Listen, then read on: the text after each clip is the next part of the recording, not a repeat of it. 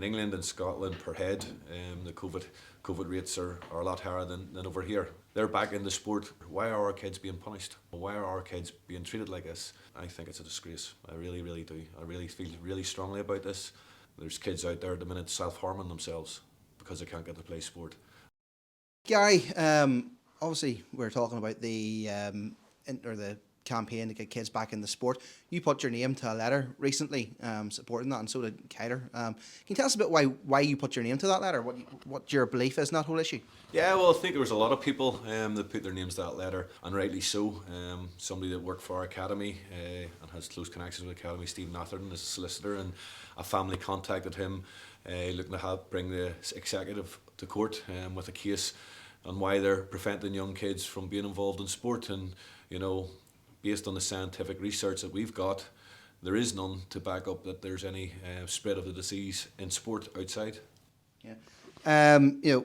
Obviously there's a campaign going. If I just play devil's advocate a wee bit, I mean, a lot of people would say that there's still a risk out there. Kids are obviously mixing in school. That could lead to kids mixing in obviously at like academy sessions or whatever, and that could then lead to more problems at home. What would you say to that in terms of the figures that you've seen? Yeah, again, they've done all the research. There is no research to show that it's spreading in sport. So even if a kid had COVID, if it's outdoors, there's actually no evidence, no proof that it's spreading in sport outdoors. And we can give an example. Even at a senior level now, we've brought in testing in the Irish League through NIFL over the last 8 weeks. There's been over 3,600 tests done, and as far as I'm aware, there's only 2 positive cases out of 3,600. So it's not backing up the statistics that are being put out there, especially when Irish League footballers, if you look at it as well, are working as well. Most of them, apart from the 4 big clubs, have all other jobs, so they're mixing indoors, outdoors with other people as well.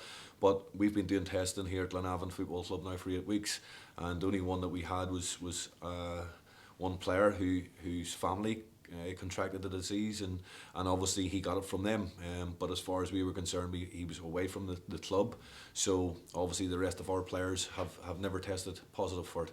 Which I think is a great sign that outdoor sports, based on the scientific research that I've been given by Stephen Atherton and other people, it backs it all up. And I just think that in this day and age, that when you're outdoors and you're playing sport and there's no heat, you're not in a closed space for it to go from one person to another. I think it's madness that we're what we're really doing is we're taking away everything from kids.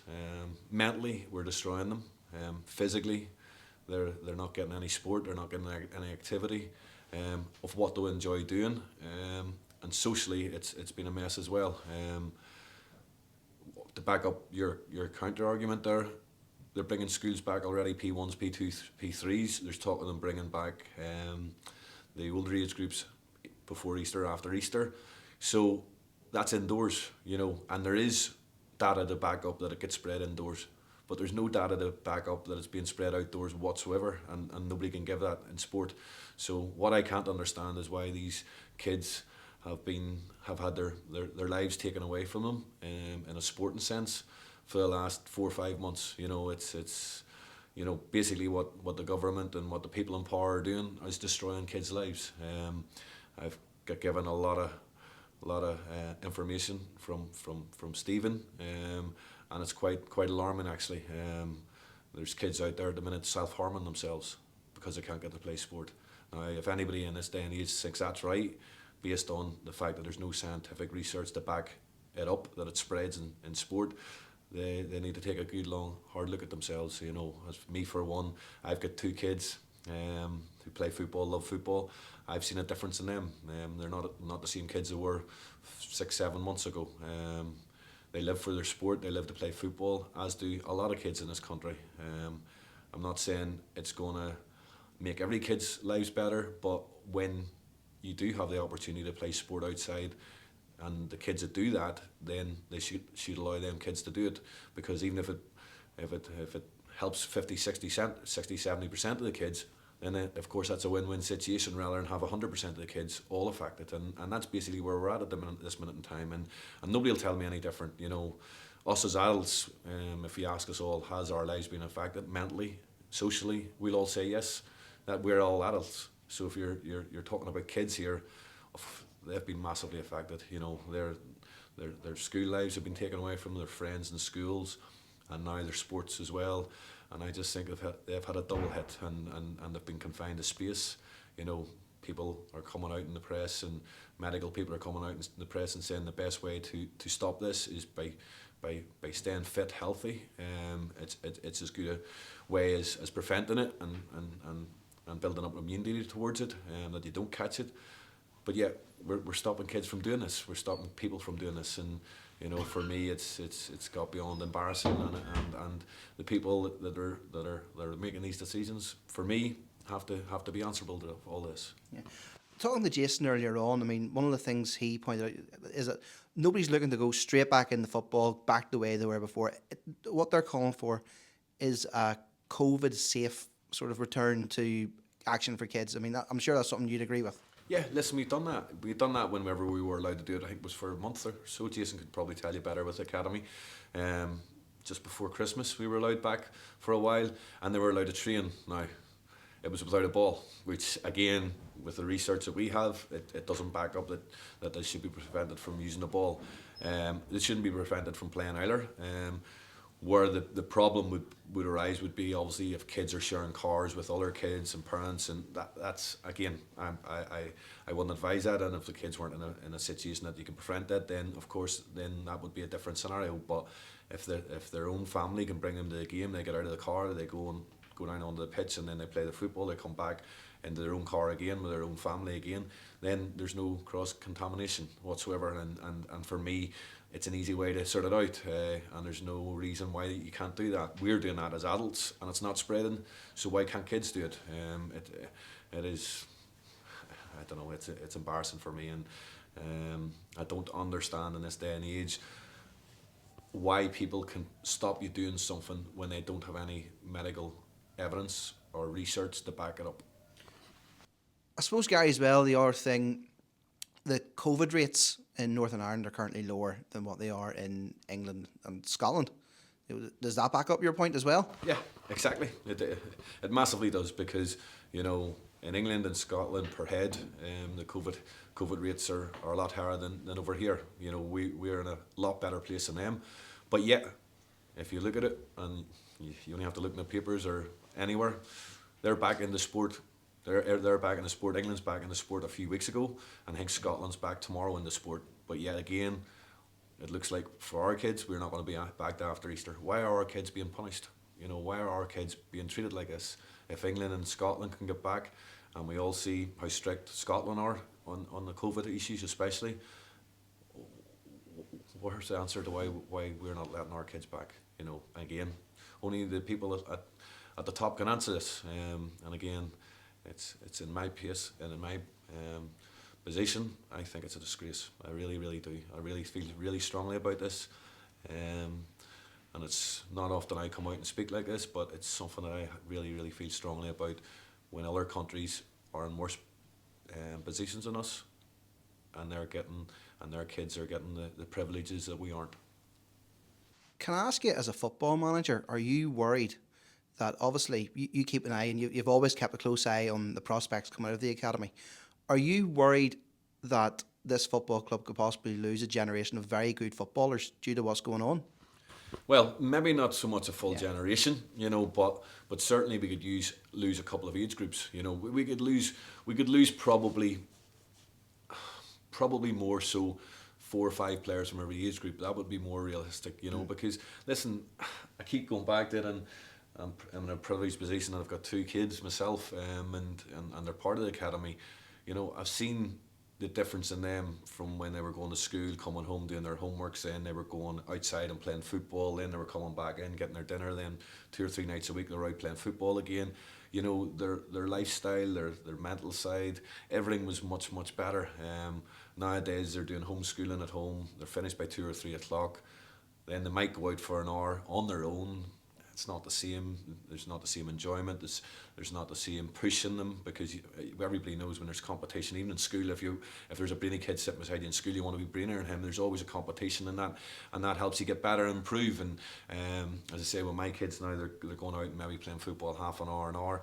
But then they're coming back in again, and then what can they do? They're sitting on a computer screen, they're playing computers or on their phones, and listen, there's no interaction with other kids, and if it is, again, it's on a screen, it's on a laptop, it's on the tablets that they have nowadays, which we never had, and again, it's concerning for me as a parent. It's concerning that two kids that were kids that just wanted to be outside playing football and socialising in school with their friends, socialising with their mates at football as well.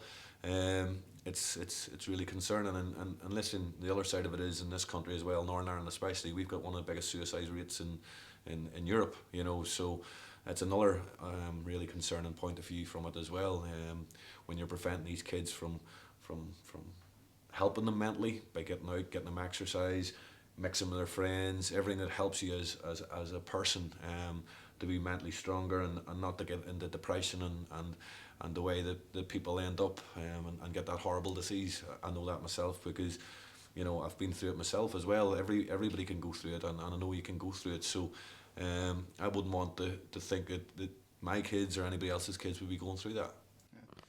Finally, Gary, I suppose if there is anybody watching us with any level of influence, what would your message to them be? Just to come out and think about the kids, think about our children. Listen, it's we don't want suicides. We don't want kids depressed and in depression. We want healthy young kids in this country. They're always going on. The health experts and everybody else are always going on about the obesity levels in this country and everything else that they go on about. Well, they're stopping kids. They're stopping kids from staying healthy, staying fit, staying mentally stronger as well, and not having issues with the mental side of things as well.